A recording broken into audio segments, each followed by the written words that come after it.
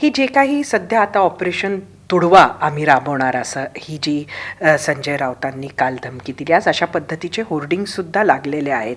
त्यामुळे सिक्युरिटी ठिकठिकाणी वाढवली आहे या खासदारांच्या घराकडे. काय भीती नक्की वाटते तुम्हाला यांच्यासाठी? नाही, भीती म्हणण्यापेक्षा मी त्या फेजमधनं गेलो आहे. माझ्यावर 3दा हल्ला झाला आहे. गुवाहाटीला गेल्यानंतर पहिला हल्ला माझ्यावर पुण्यामध्ये झाला आणि तो जवळजवळ 500-600 लोकांनी केला. त्याच्यानंतर दुसरा माझ्या गाडीवर दगडफेक ही यवतमाळमध्ये झाली. तिथं देखील कोणी केली, काय केली मला त्याच्यामध्ये जायचं नाही. आणि तिसऱ्यांदा थेट सिक्युरिटी असताना देखील माझा ताफा थांबवण्याचा प्रयत्न केला अनेक जिल्ह्यामध्ये. आता या ज्या काही गोष्टी आहेत ह्या शेवटी खरोखरच एखाद्या माणसाने निर्णय घेतल्यानंतर तो लोकशाहीतला निर्णय आहे.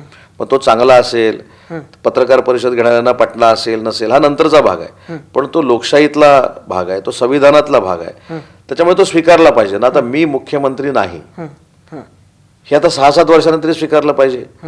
तेच शिंदे साहेबांनी काय केलं, शिंदे साहेबांनी उठाव कसा केला, या बाबतीत रोज पत्रकार परिषद घेऊन लोकांमध्ये काहीतरी वेगळं निर्माण करण्यापेक्षा. आणि तुडवा बिडवा हे आता मला असं वाटतं की मी कधी अशी भाषा केली नाही, पण ज्यांनी कोणाकडनं तरी पक्ष बुडवा ही सुपारी घेतलेली आहे त्यांनी तुडवा ही भाषाच करू नये. कारण शेवटी काल त्यांनी शिवीगाळ देखील केली पत्रकारांच्या समोर. काही लोकांनी म्हणजे त्याला धिंगाणा हा शब्द बरोबर आहे की नाही मला माहीत नाही, पण पत्रकारांवर देखील आक्षेप घेतले की तुम्ही जे शब्दप्रयोग आम्ही कधी केलेले नाहीत. म्हणजे थोडक्यात त्यांचा असा मतितार्थ होता तुम्ही कोणाची सुपारी घेतली, तुम्हाला कोण हे ब्रीफ करतो, तुम्ही मुद्दाम आम्हाला कशाला विचारता. जे चौथ्या स्तंभाचा पण आदर ठेवत नाहीत त्यांच्यावर बोलणं फार चुकीचं आहे. आणि शेवटी खासदार जे आहेत, आमदार जे आहेत, मंत्री जे आहेत किंवा त्यांच्याकडची पण लोक जे आहेत त्यांना कधी संरक्षणाच्या दृष्टीनं अडचण ज्यावेळी निर्माण होईल ते विरोधकांना देखील आम्ही सिक्युरिटी पुरवतो.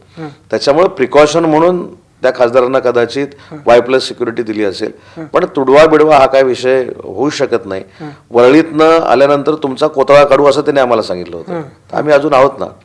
त्याच्यामुळे हे जनतेला सांगण्यासाठी किंवा असलेल्या कार्यकर्त्यांना मॉरल सपोर्ट देण्यासाठी केलेली ही सगळी वाक्य आहेत.